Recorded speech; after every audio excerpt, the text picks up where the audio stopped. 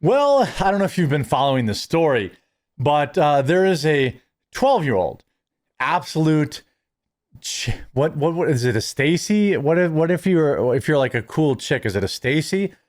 Who defended her young friends from migrants, invaders who were apparently going after them. Well, the media has been trying to smear this kid for the past couple weeks, including calling her a gang member. That's right. It had nothing to do with the brown folks in Scotland chasing her down and her telling her to stay with her. She was a gang member. All right. And that's why so she is not a hero. She is an evildoer. Well, that has now completely backfired, and we've got great news after a super quick word from Private Internet Access. If you aren't using a VPN yet, you're completely missing out, and Private Internet Access is the one I use on all of my devices. If you've been following the news, you see that censorship, websites, apps are getting shut down in certain countries, all sorts of craziness. Well, a VPN helps you never have to worry about that. Private Internet Access also protects you from the prying eyes of hackers, internet service providers, and others that can view your personal data. Perhaps also just as importantly, Private Internet Access allows you to access region-restricted content from all over the world.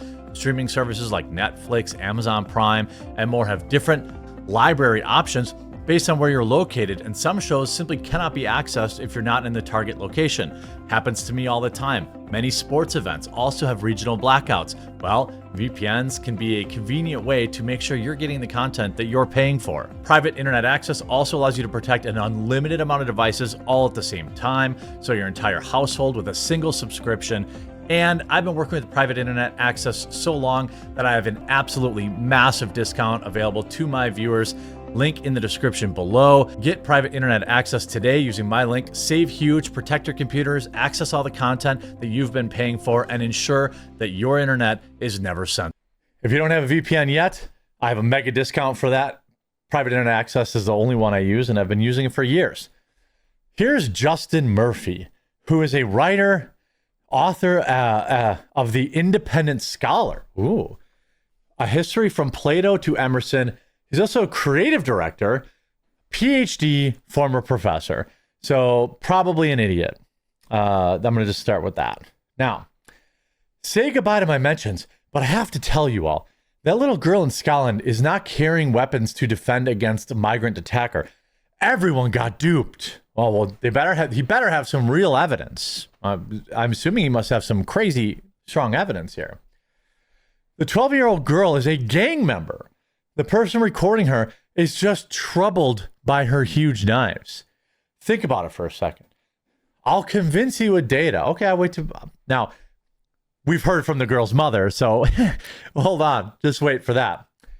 Stop and think. Even if she was the subject of an attempted struggle snuggle or cultural enrichment from an invader, are you not slightly puzzled as to why she just happens to be carrying an axe in her pants? Not at all. I can explain that very simply for someone who isn't a Brit-bonger or a leftoid. Wait, is Brit-bong, is that saying like all British people? Because I know all British people aren't like cucked. So cucked British people, cucked Europeans, I'll say. You see crime, and when you go out alone, you bring a weapon. His question is basically, why would any American practice concealed carry? What are they, in a gang? No.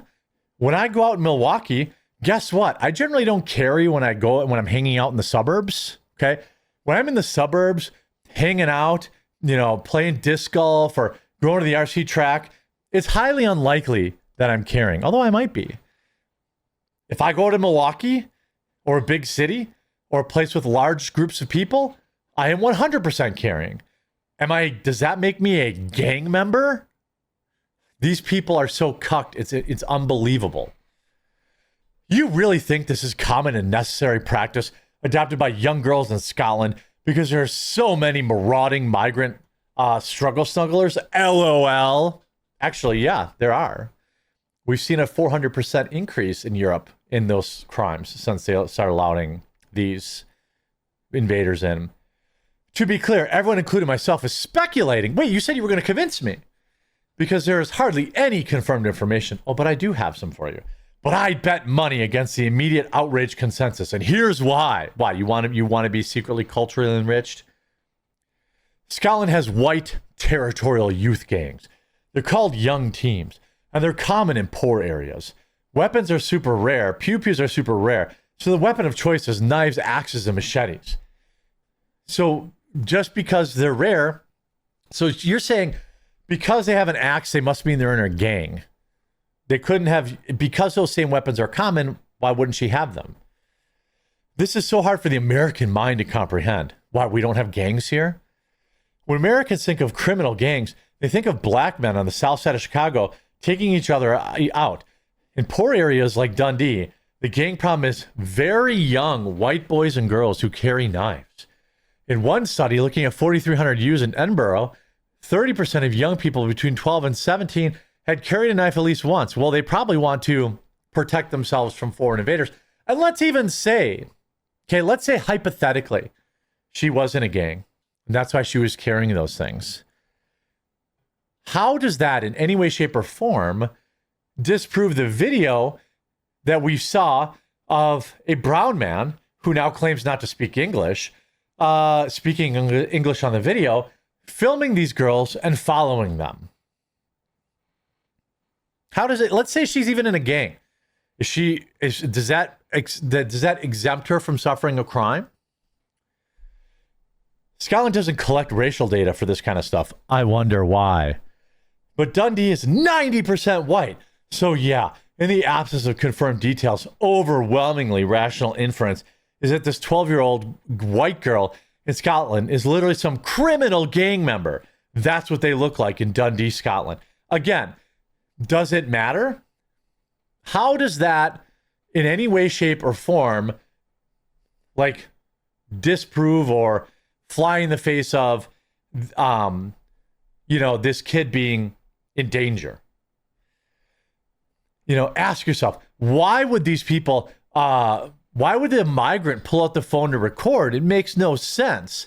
What do you mean? They know how the law works there. They know that once she pulled out the weapons, he could record her.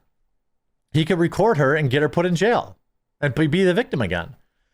Also, at the end of the video, after the young girl walks away, why does she walk back toward the attacker with a menacing glare to tell him to get away from her?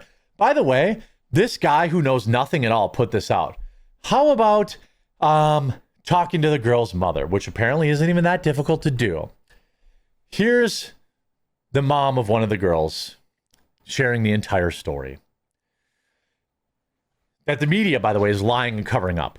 First of all, the reporting got the names of the girls mixed up.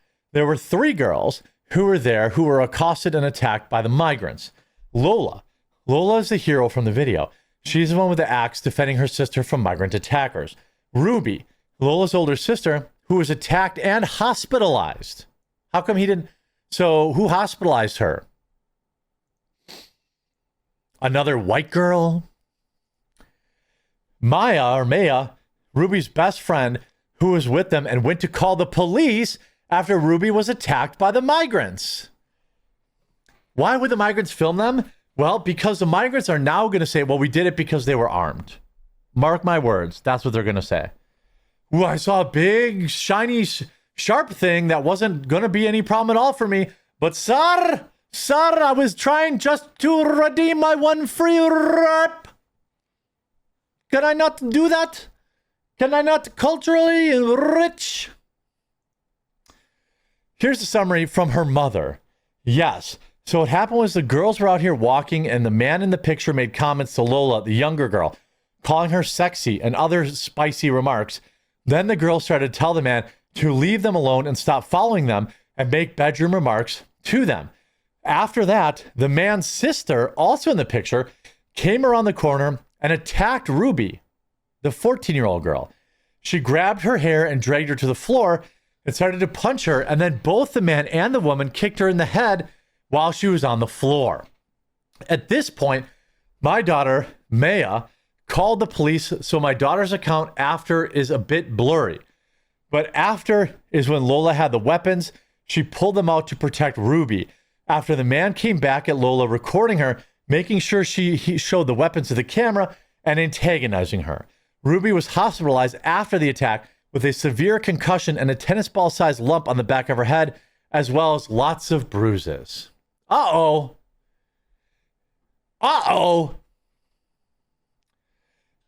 I'm working them to set up a give, send, go. So they were just walking around with an axe and blade. So what? By the way, here's why. They've been attacked and accosted by migrants in the area before, and that's why they were carrying weapons.